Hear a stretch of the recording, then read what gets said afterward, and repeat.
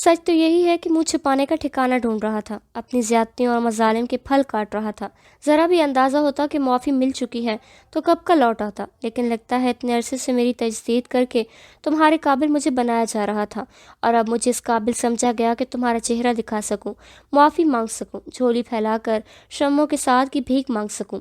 हसरत ने मुसरत का चोला पहना, मरहमी खुशी में ढली, दरुश्तगी मलायमत में तब्दील हुई। दिल की धड़कन ने शादमानी की शादियाने बजाए, याकूती होंठों पर बेसाख्ता तबस्सुम नमूदार हुआ, और पूरे वजूद में फरहत व अनबसात यूं फैल गया जैसे बहार में सब्ज़ा फैलता है।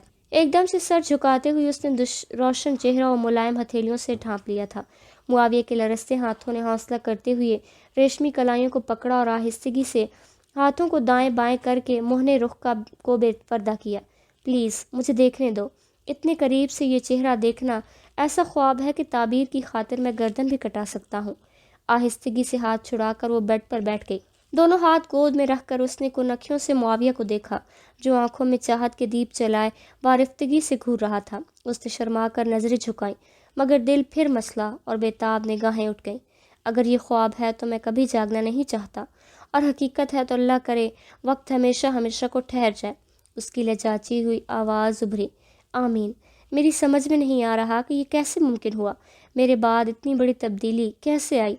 ये ख्वाबगाह इतनी खुश नसीब कैसे हो गई कि शम्मो को पा लिया। ये बेड इतना बख्त आवर तो कभी भी नहीं था कि उसे शम्मो रानी की पाकीज़ा और मुक़द्दस वजूद से मुसलसल इत्तसाल का मौका मिलता। ये दीवारें इस काबिल तो नहीं थी कि शम्मो रानी के राजों की अमीन बनती। यकीनन इस घर की बुलंद इकबाली शुबे से बालातर है कि उसकी तज़यीन शम्मो रानी से हुई। शमामा तंज़िया लहजे में बोली, एक आवारा बदकार बदशक्ल घिनौनी को ऐसे तखातुब नहीं जचते। वो निदामत से बोला, मतऊन कर रही हो? वो साफ गोई से बोली, हाँ कर रही हूँ, और हमेशा करती रहूँगी। आपने शम्मो रानी को रुलाया, सताया, अजियत दी, दिल दुखाया, नींद, आराम, चैन, सुकून और राहत छीनी। जानते भी हैं शम्मो कितना रोई, कितना तड़पी, कितना उदास व गमगीन रही। न भुला सकती थी, न दूर जा सकती थी, और न विसल की ख्वाहिश कर सकती थी। मुआविया बेचारगी से बोला, गालिबन मुझे माफ़ी मिल गई है। शमामा बिगड़ कर बोली, कब? बग़ैर सज़ा काटे कौन सी माफ़ी? और ताने तो माफ़ी मिलने के बाद भी मिलेंगे, क्योंकि शम्मो माफ़ कर देगी, भूलने पर तैयार नहीं है। मुआविया रूहान सा हुआ, मेरी हर्जा सराई और बदगोई काबिल ताज़ीर थी, तो इतनी सज़ा काटी है ना। तुमसे एक लम्हे की जुदाई गवारा नहीं थी, और 4 साल हिज्र फिराक के शोलों में जलना पड़ा।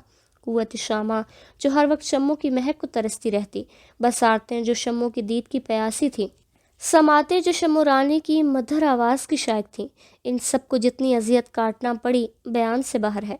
मैं कुछ नहीं जानती। सज़ा मिलेगी, भुगतान भुगतना होगा, हो या काटना पड़े, अदायगी करना होगी, जजा झेलना होगी, हिसाब बेबाक करना होगा, ज़्यादती भुगतना पड़ेगी, और पूरे का पूरा बदला लूँगी। बोले, तैयार हैं? तैयार हूँ, बस थोड़ी सी रियायत चाहता हूँ। दूर न जाना, आंखों से ओझल न होना, किसी और की बनकर मुझे जिंदा दरगोर न करना। उसने तिरछी निगाह से घूरा। सज़ा का तयन मुजरिम की मंशा के मुताबिक नहीं होता। हाँ, मगर फांसी पा लेने वाले से आखिरी ख्वाहिश ज़रूर पूछी जाती है। वो मुतबस्सिम हुई, पहले सज़ा सुन ले, फिर जिरह करना। मुआविया ने सर झुका लिया। आपको एक ड्राइवर की बेटी से उसकी मुंह मांगी शराइत पर शादी करना होगी। एक मुफलिस गरीब और कम दर्जा लड़की की मुकर्रर किरदा शिकों पर अहदो पैमा बांध कर उसे अपना बनाना होगा। एक बदसूरत बदशक्ल और घिनौनी को उसकी मर्जी के कौल करार पर शरीक हयात बनाना पड़ेगा। बोले, मंजूर है? मुआविया के चेहरे पर मुसरत और शादमानी 1000 वॉट की बत्ती की तरह चमकी। वो मसरूर लहजे में बोला, सवाल यह है कि क्या ड्राइवर की बेटी इस नाकदरे बदतमीज़ बदखसलत और बदमिजाज शख्स को इस काबिल समझती है कि अपनी खिदमत की सादत से सरफराज करे, अपनी देखभाल की जिम्मेदारी सौंपे, अपने शरीक हयात बनने की रिफ़त से नवाजे। तिपाही से डायरी उठाते हुए वो तमानियत से बोली, गुज़िश्ता से पेवस्ता शब आपको ख्वाब में देख कर आँख खुली, तब मैंने सुलह का फ़ैसला करते हुए आपकी डायरी में कुछ शराइत तहरीर की थी, वो सुनकर फ़ैसला करें। वो मतलूबा सफ़ात खोल कर इत्मीनान से पढ़ने लगी। पहली, हमेशा हमेशा को मेरे नाज नखरे और लाड उठाना पड़ेंगे। दूसरा, तादम ज़ीस्त रूठने का हक़ मुझे होगा और मनाने की ज़िम्मेदारी आपकी। नंबर 3, आपकी गुज़िश्ता ज़्यादतियों को भुलाने की कोई शिक मुआहदे का हिस्सा नहीं होगी, इसलिए जब चाहूँगी आपको पुरानी गलतियों ज़्यादतियों पर मतऊन करूँगी اور آپ صفائی پیش نہیں کر سکتے، فقط اعتراف کرنا ہوگا۔ اور اگر آپ کی نظر میں ماضی میں مجھ سے کوئی زیادتی روا ہوئی تو اس کا ذکر کبھی اور کسی صورت نہیں ہوگا۔ نمبر 4، میری غلطیوں پر ڈانٹیں گے نہیں، البتہ نرمی سے سمجھانے کی اجازت ہوگی۔ اس پر بھی مجھے غصہ آ گیا تو فوراً معافی مانگنا پڑے گی اور منت سماجت سے میرا غصہ ٹھنڈا کرنا پڑے گا۔ نمبر 5، مجھے آپ سے بدتمیزی کرنے کی مکمل چھوٹ ہوگی۔ نمبر 6، آپ مذاق میں اور جھوٹ موٹ میں بھی موڈ بنانے کے حقدار نہیں ہوں گے، جبکہ مجھے خفگی اور ناراضگی کو کسی وجہ کی محتاجی نہیں ہوگی۔ بغیر کسی وجہ کی بھی نہ صرف مجھے ناراض ہونے کی اجازت ہوگی بلکہ آپ کو منانا بھی پڑے گا۔ نمبر 7، میری کسی خواہش کو ٹالنے کا اختیار آپ کے پاس نہیں ہوگا۔ اس زمن میں کوئی مجبوری ہوگی تو اس کا تعین بھی میری ثوابدید پر ہوگا۔ نمبر 8، میری سختیوں کی شکایت خالہ جان، چچا جان اور ثالثہ باجی سے کسی صورت نہیں کریں گے۔ نمبر 9، کبھی بھی مجھے نیند نہیں آ رہی ہوگی تو آپ کو میرے ساتھ جاگنا پڑے گا، اور ایسا کچھ آپ کے ساتھ ہوا تو مجھے سونے کا پورا اختیار ہوگا۔ نمبر 10، گزشتہ 4 سال میں آپ نے جتنی پیار بھری باتیں، محبت بھری سرگوشیاں، اعلان الفت، اظہار چاہت، اقرار معدت اور بہت سارے اعترافات کیے ہیں، چاہے مگر نہ کر سکے، وہی جن کو سننے کو میری سماعتیں ترستی رہیں مگر نہ سن سکی، وہ سارے اظہار، اقرار، اعتراف اور اعلان آپ نے ایک ماہ کے اندر اندر قضا کرنے ہوں گے، اور اس کے ساتھ تازہ محبتوں سے بھی غفلت نہیں برتیں گے۔ نمبر 11، آپس کے اختلافات میں ہمیشہ مجھے حق پر سمجھا جائے گا۔ بالفرض کسی ثالث کی ضرورت پڑی تو ہمارے درمیان ثالث مجھے ہی تسلیم کیا جائے گا۔ نمبر 12، میری لغزشوں، خطاؤں کو اول تو غلطی کا درجہ نہیں دیا جائے گا، دوسرا ہمیشہ صیغہ راز میں رکھی جائیں گی، اور آپ کی ہر بات گھر والوں کے سامنے منکشف کرنے کے مجھے مکمل اجازت ہوگی۔ نمبر 13، میرے کسی فعل یا عمل پر نکتہ چینی کرنا، نقص نکالنا یا اعتراض کرنا گناہ کبیرہ کی طرح ممنوع ہوگا، جبکہ آپ کے صحیح فعل پر بھی مجھے اعتراض کرنے کی مکمل آزادی ہوگی۔ نمبر 14، آپ مجھے کوئی کام یا ذمہ داری نہیں سونپ سکتے، البتہ میرا ہر کام آپ کی اولین ترجیح ہوگا، اور میرا ہر غیر ضروری کام بھی آپ کے لیے سب سے ضروری کام پر مقدم سمجھا جائے گا۔ نمبر 15، میری ہر ضد، ہر درمی اور اصرار کو قبولیت کی صنعت سے نوازا جائے گا۔ تاہم بحالت طیش اگر میں علیحدگی یا دوری کا فیصلہ کرتی ہوں تو آپ کو رو پیٹ کر مجھے فیصلے پر نظر ثانی کی درخواست دینے کی اجازت ہوگی۔ اس ضمن میں آپ کسی گھر والے کی سفارش کروانے کے بھی مجاز ہوں گے، مگر یاد رہے یہ سہولت صرف جدائی اور علیحدگی کے فیصلے کی صورت حاصل ہوگی، اس کا اطلاق کسی اور شق پر قطعی لاگو نہیں ہوگا۔ نمبر 16، ہمارے درمیان ہمیشہ وہ ہوگا جو میں چاہوں گی۔ بالفرض ناشتے یا کھانے کی میز پر گھر والوں کے دکھاوے کو میں کوئی حامی بھر بھی لیتی ہوں تو جب تک تنہائی میں اس کی توثیق نہیں کرتی اسے نافذ العمل نہیں سمجھا جائے گا۔ نمبر 17، آپ نے کیا پہننا ہے، کیا کرنا ہے، کیا کھانا ہے، کیا پینا ہے، کب سونا ہے، کب اٹھنا ہے، کب بولنا ہے، کب چپ رہنا ہے، کب ہنسنا ہے، کب رونا ہے، بلکہ کیا سوچنا ہے یہ میں تعین کروں گی۔ البتہ پیار و محبت کی باتیں، میری تعریف و توصیف، میری خوشامد و چاپلوسی اور میرے فائدے کا کام آپ اپنی سوچ کے مطابق کرنے کو آزاد ہوں گے۔ نمبر 18، میرے کسی فعل یا عمل سے اختلاف ہونے کی صورت میں بھی آپ احتجاج، شکوہ شکایت یا اظہار ناپسندیدگی کا بھی حق نہیں رکھتے۔ نمبر 19، میری کسی بات، فعل یا حالت کا نہ آپ استہزاء کر سکتے ہیں اور نہ اس پر طنز کر سکتے ہیں اور نہ ہی اظہار نفرت کے مجاز ہے۔ نمبر 20، کسی بھی شک کی خلاف ورزی کی صورت میں جرمانہ ہوگا اور ہر جانے کا تعین میں کروں گی۔ ان کے علاوہ بھی بہت ساری ایسی باتیں جو فی الحال میرے ذہن میں نہیں آ رہیں وہ بھی اس معاہدے کا حصہ ہوں گی، انہیں شرائط میں شامل سمجھا جائے گا اور ان کے بارے میں وقت پڑنے پر بتا دوں گی۔ ڈائری بند کرتے ہوئے گھنی پلکوں کی جھالر واہ ہوئی، شوخی بھری سرمگی آنکھوں نے معاویہ کے دل پر کامیابی سے نشانہ سادھا، یاقوتی لب باہم مل کر شیریں لباب سے تر ہوئے اور مدھر آواز استفسار طلب ہوئی۔ کیا منظور ہے؟ سوائے آخری شرط کے تمام دل و جان سے قبول ہے۔ آخری شک سے اختلاف ہے کیونکہ معاہدے کی تمام شکیں دستخط کرنے سے پہلے زیر بحث لائی جاتی ہیں، اس لیے تم رہ جانے والی شرائط ابھی ذکر کرنے کی پابند ہو۔ وہ تیکھے لہجے میں بولی، یہ شک نمبر 11 اور 16 کی کھلی خلاف ورزی ہے۔ معاویہ نے رونی صورت بنائی، مارے گیا۔ اس نے آنکھیں نکالیں، یہ شک نمبر 18 سے روگردانی ہوئی۔ سب کچھ قبول ہے، بغیر کسی تردد اور اختلاف کے دل و جان سے قبول ہے۔ آئندہ بھی جو شرائط ہوں گی ان پر بھی سر تسلیم خم ہوگا، مگر اس میں جدائی اور شموں سے دوری کی کوئی شک شامل نہیں ہوگی، نہ جرمانے ہر جانے میں کوئی ایسی سزا تجویز کی جائے گی جس میں چند لمحات کی دوری بھی شامل ہو۔ وہ برہم ہوئی۔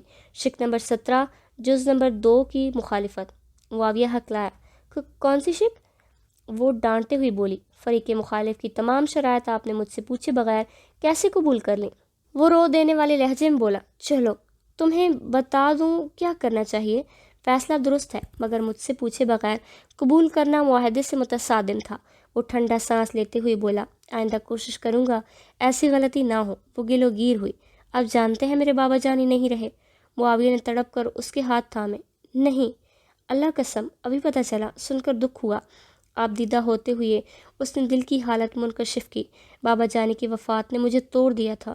ماسی خیراں، بسمہ چچا جان، خالہ جان، ثالثہ باجی سب نے مجھے تسلی دی، میری ہمت بندھائی، مگر میرا سر آپ کی چھاتی کا متلاشی رہا، میرے آنسو آپ کی انگلیوں اور ہونٹوں کے منتظر رہے، میری پیٹھ آپ کی تھپکی کو ڈھونڈتی رہی، میری سماعتیں آپ کی تسلیاں سننے کی خواہاں تھی، مگر آپ نہ آئے۔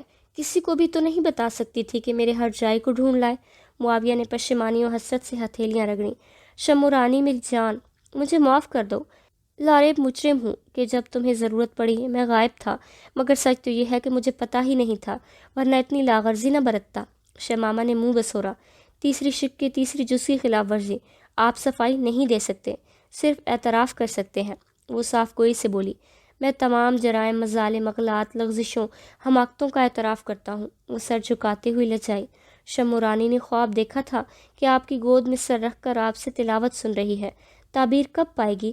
کیا میں بھی مولوی صاحب کو طلب کر کے شمو رانی کے سپنے کو تعبیر کا رستہ دکھاؤں؟ میرا مطلب شق نمبر 17 کے جز نمبر 2 کے مطابق یہ فیصلہ کرنے کا اختیار تو تمہارے پاس ہے نا؟ وہ لاڈ سے بولی، شق نمبر 17 کے آخری جز کی مخالفت کر لی نا؟ میرے فائدے کا کام پوچھے بغیر کر سکتے ہیں۔ سچ تو یہ ہے کہ میرا دل بھی تم سے لپٹنے کو بےتاب ہے، تمہیں آغوش میں لینے کو بے کل ہے، تمہیں گود میں سلانے کو ترس رہا ہوں، تمہارے لمس کو للچا رہا ہوں، اور مزید تاخیر کی تاب مجھ میں بھی نہیں ہے۔ وارفتگی بھرے لہجے میں کہتے ہوئے وہ موبائل فون پر مفتی صاحب کا نمبر ملانے لگا۔ السلام علیکم۔ کال فوراً ہی وصول کر لی گئی۔ وعلیکم السلام مفتی صاحب، قرض کی ادائیگی کا وقت سر پر ہے، شام تک کی مہلت دے سکتا ہوں؟ مفتی صاحب ہنسا۔ کون سا قرض جناب؟ وہ اطمینان سے بولا، فدوی نے بغیر معاوضہ لیے آپ کا نکاح پڑھوایا تھا، آپ کو بھی یہی کرنا ہوگا۔ کافی دیر سے کسی ایسی ہی فرمائش کا منتظر تھا، کیونکہ آپ کی بہن نے تفصیل سنتے ہی آپ کی شمورانی کے آنے کی تصدیق کر دی تھی۔ پتہ نوٹ کریں، رات کا کھانا آپ، ڈاکٹر صاحب اور میری بہن کا میرے پاس ہوگا۔ معاویہ نے پتہ بتا کر رابطہ منقطع کر دیا۔ شمامہ تکیہ گود میں رکھے اسے چاہت بھری نظروں سے گھور رہی تھی۔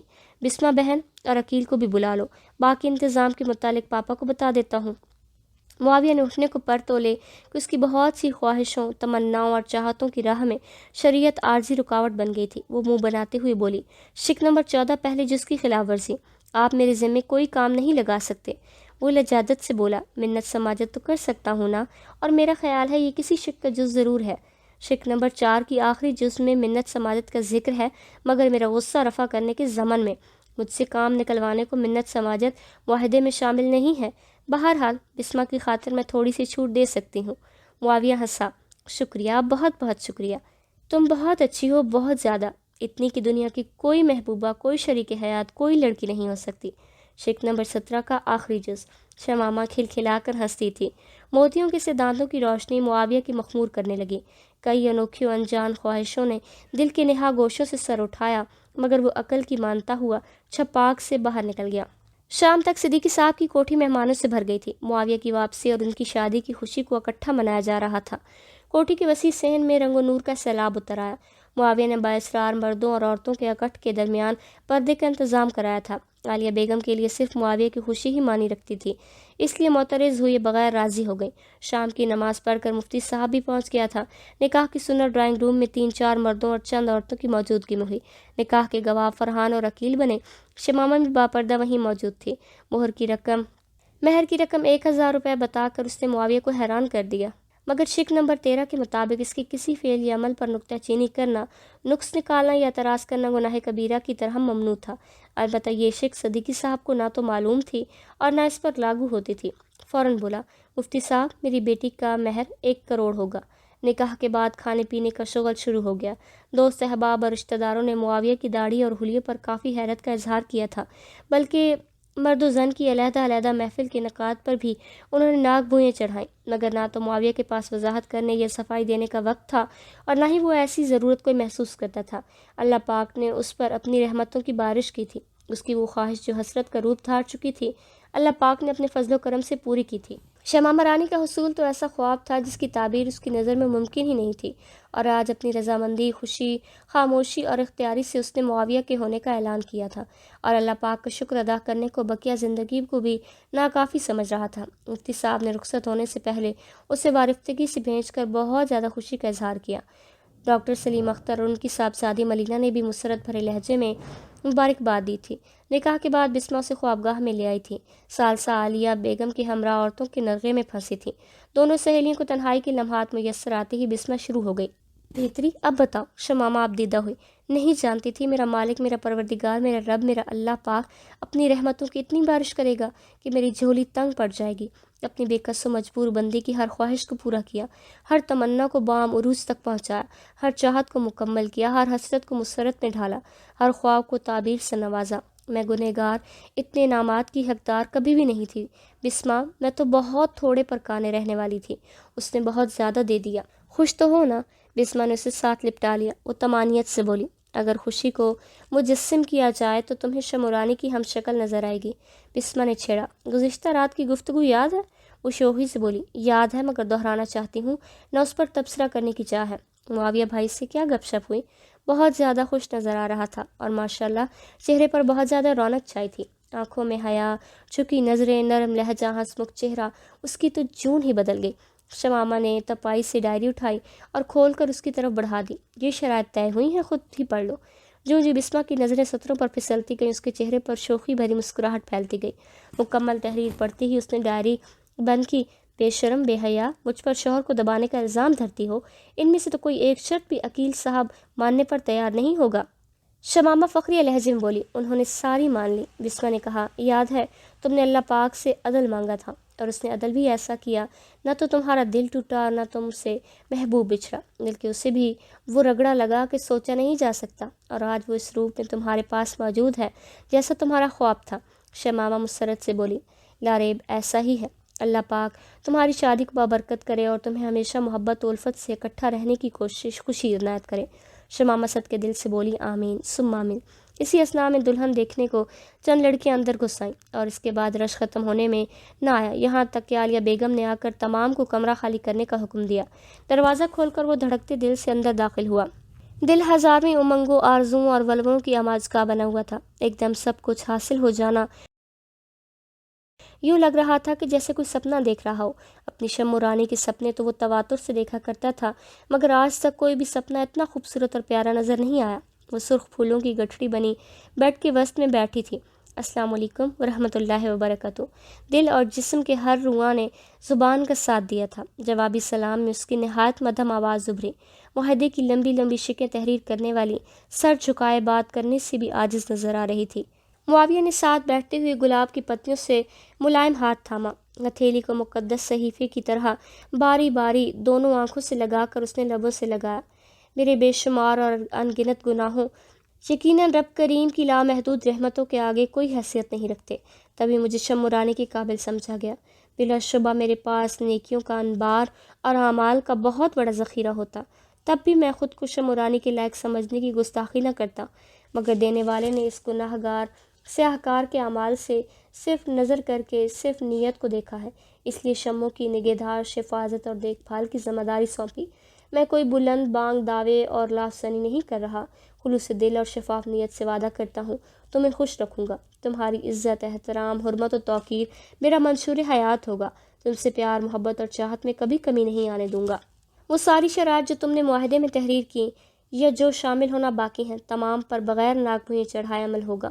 ہمیشہ وہی ہوگا جو میری شمو چاہے گی، میری رانی چاہے گی، دختر ڈرائیور محمد یوسف چاہے گی۔ مجھے اعتراف ہے تمہارا دل دکھایا، ناروا سلوک کیا، سخت زیادتیاں کی، اس قابل نہیں ہوں کہ تم مجھے معاف کرتی، مجھ سے محبت کرتی یا میری زندگی میں بہار بن کر آتی۔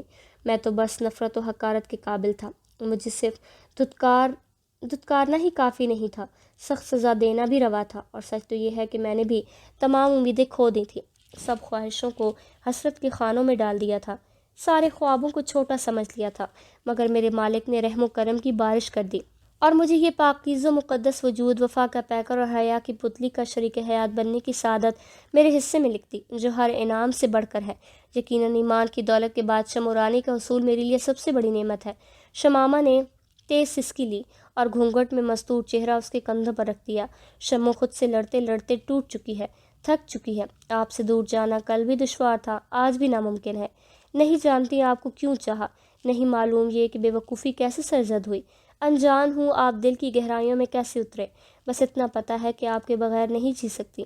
بہت کوشش کی دور بھاگنے کی، بہت زور لگایا بھلانے کو، مگر نہ مناجات کام آئی، نہ نفرتوں نے ساتھ دیا، نہ عقل کی کوئی چلیاں اور نہ بابا جانی کی نصیحتیں کارگر ہوئیں۔ قسم سے بابا جانی کی توہین کرنے والے کا خون بھی کر دوں تو میرا غصہ ٹھنڈا نہ ہو، مگر معاویہ علی صدیقی ایسا کرنے کے باوجود شمو کی آنکھوں کا تارا اور دل کا چین و سکون ہے۔ آپ کو ذرا بھی اندازہ نہیں آپ کے رویے سے شمو پر کیا گزری تھی۔ محبت اتنا درد دیتی ہے، اتنا بے سکون و بے آرام کرتی ہے، ذرا بھی اندازہ ہوتا تو دل لگانے کی غلطی نہ کرتی۔ شمو آپ کو آج بھی اتنا ہی جانتی ہے جتنا پہلے جانتی تھی، البتہ ہزاروں گلے شکوے اور شکایتیں تھیں جو اب نہیں رہیں۔ اب بس شمو کو بہت سارا پیار کریں، اتنا کہ شمو کے دل میں ہلکا سا میل بھی باقی نہ رہے۔ معاویہ اس کے دوپٹے میں لپٹے بالوں کو بوسہ دے کر دھیمے لہجے میں بولا، پوری سرافہ بازار کو کھنگالنے کے بعد بھی کچھ ایسا نہ ملا جو میری شمو کی منہ دکھائی کے قابل ہوتا۔ البتہ بہت زیادہ سوچ بچار کے بعد میں نے ٹاپس اور لاکٹ خریدنے کا فیصلہ کیا، کیونکہ پہلی بار جب میں موہنے چہرے کی دید سے بہرہ مند ہوا تھا تب یہی دو زیور میری رانی نے پہنے تھے۔ معاویہ نے ڈبوں میں بند قیمتی زیور نکالے۔ کیا پہنانے کی سعادت میرا نصیب ہو سکتی ہے؟ وہ ہلکے سے کسمسا کر پیچھے ہوئی۔ معاویہ نے گھونگھٹ الٹ دیا، اس کا چہرہ عام حالت میں اسے مبہوت کر دیتا تھا، اس وقت تو دلہن بنی بیٹھی تھی۔ کئی لمحوں تک ہونکوں کی طرح منہ کھولے رخ یار کے رنگوں کے امتزاج میں کھویا رہا، سرخی مائل سفید چہرہ، گلابی ہونٹ، سیاہ بھویں سرمگی آنکھیں، سفید آبدار موتیوں کے سے دانت، متضاد رنگ مگر اثر میں کامل۔ اس کی تھوڑی حیا سے چھاتی پر ٹکی تھی۔ دھیرے دھیرے پلکوں میں لرزش نمایاں ہوئی اور گھنی جھالر نے اٹھ کر چشم ناز سے پردہ اٹھایا۔ لمحہ بھر معاویہ کو تیکھی نگاہ سے گھورنے کے بعد متبسم ہو کر اس نے اپنا دایاں گوش معاویہ کی طرف سیدھا کیا۔ معاویہ نے دونوں کانوں میں ہیرے کے ٹاپس پہنائے، پھر سونے کی زنجیر میں جڑے لاکٹ کو شفاف گردن سے استحصال کی سعادت بخشی اور اس کا دوپٹہ اتار کر ریشمی زلفوں کو بکھیر دیا۔ وہ کھسک کر قریب ہوئی اور دوبارہ اس کے کندھے پر سر رکھتے ہوئے ناز بھرے لہجے میں بولی، شمو خفا ہے، اس سے مناؤ۔ کیوں خفا ہے؟ اس کی زلفیں اپنے چہرے پر بکھیرتے ہوئے معاویہ نے حیرانگی ظاہر کی۔ وہ لاڈ سے بولی، شک نمبر 6، دوسرے جز کے مطابق شمو کو ناراض ہونے کو وجہ کی ضرورت نہیں ہے، آپ کا کام منانا ہے، اس لیے اپنا کام کریں۔ معاویہ ہتھیار ڈالتا ہوا بولا، ٹھیک ہے، منانے کے طریقہ کار کی بھی وضاحت کر لوں۔ اس نے برہمی ظاہر کی، آپ مسلسل معاہدے کی خلاف ورزی کر رہے ہیں، تمام شکیں آپ کی ڈائری میں درج کر دی ہیں، ایک حافظ کو چند شکیں یاد کرنے میں مسئلہ نہیں ہونا چاہیے۔ معاویہ نے بوکھلاتے ہوئے پوچھا، پھر کس شک کی مخالفت کر لی؟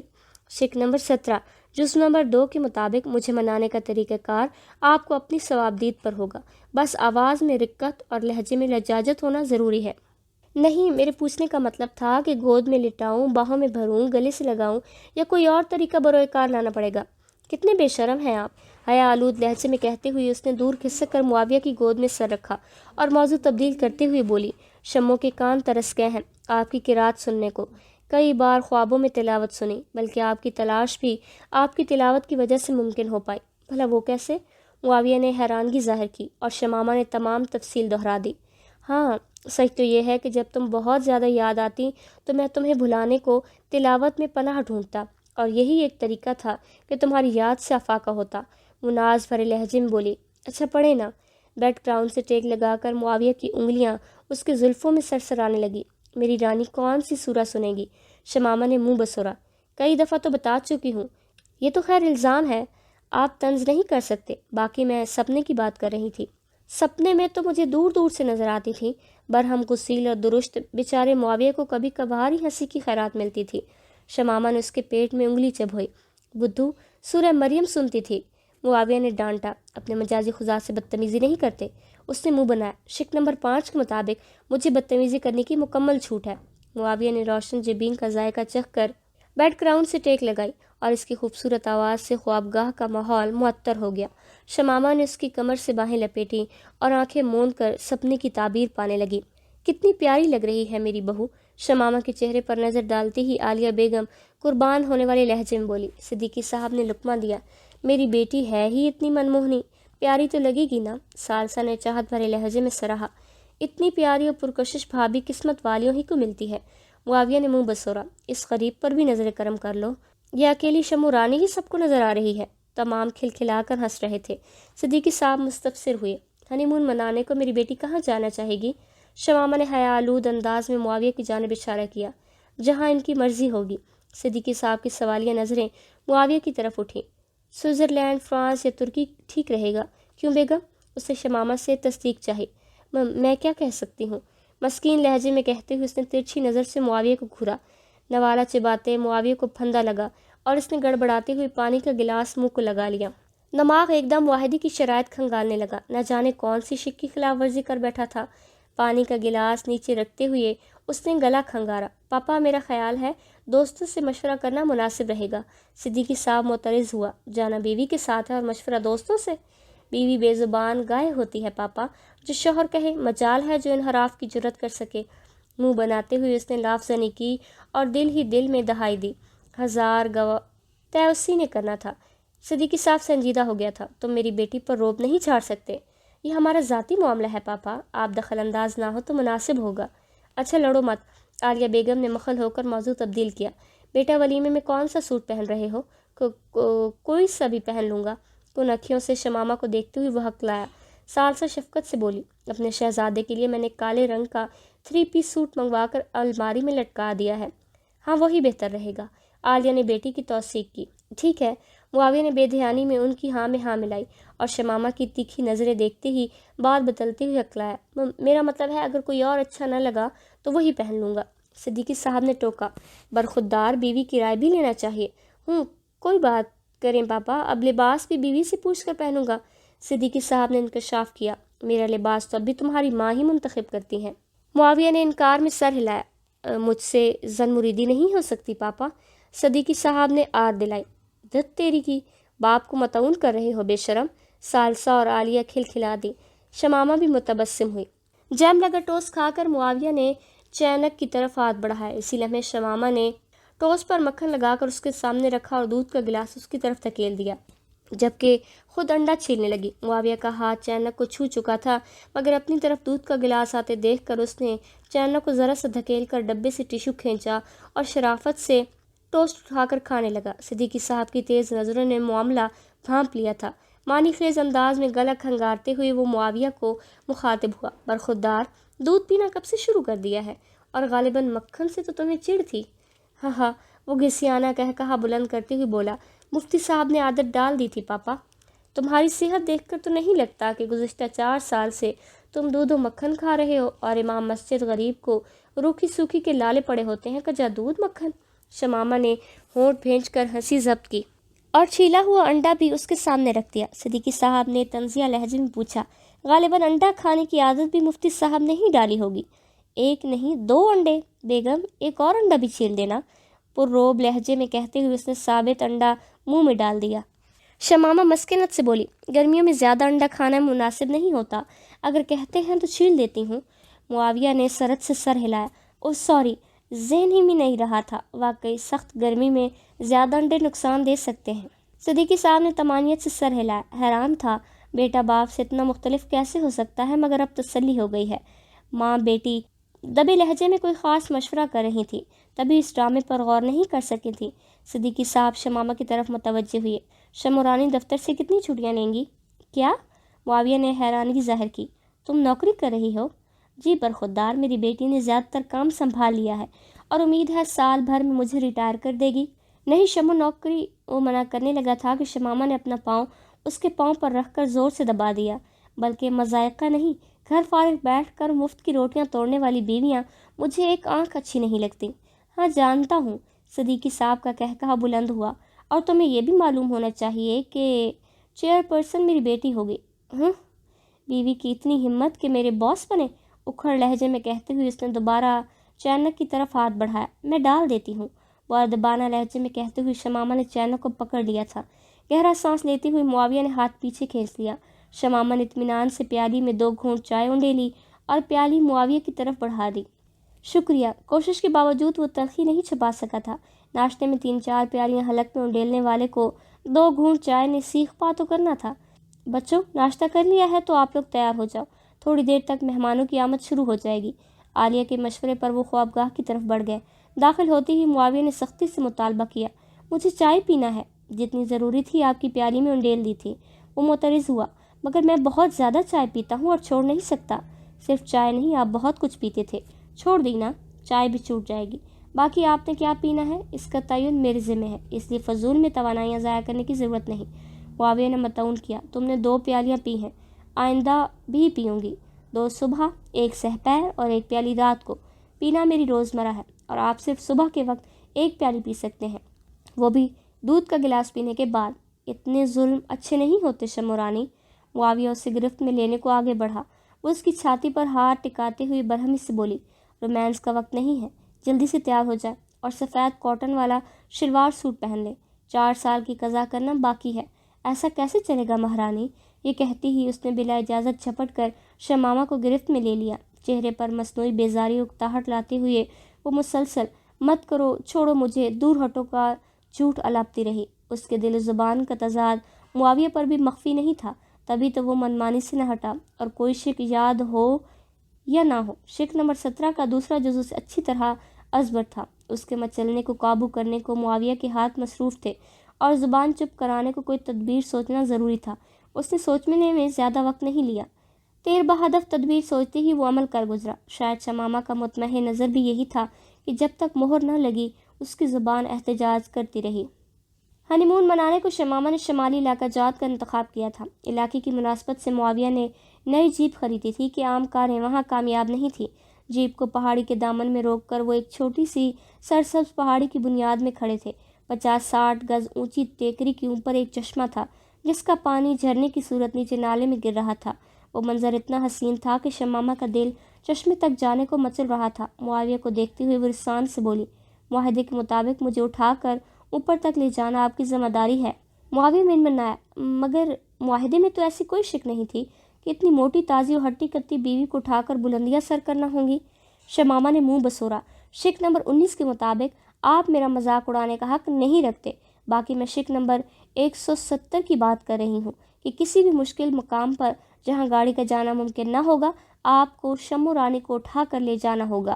وہ معترض ہوا، شمو یار، 10 منٹ پہلے تک تو شکوں کی تعداد 169 تھی۔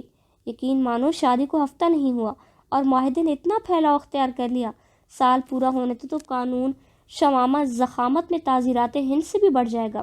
کیا آپ اس شک کو نامنظور کرتے ہیں؟ شمو نے آنکھیں نکالی۔ شک نمبر 50 کے مطابق کسی شک سے روگردانی کرنے پر ہماری خوابگاہیں 1 سال کو جدا ہو جائیں گی اور مجھے شوہر سے پردہ کرنے کا بھی پورا حق ہوگا۔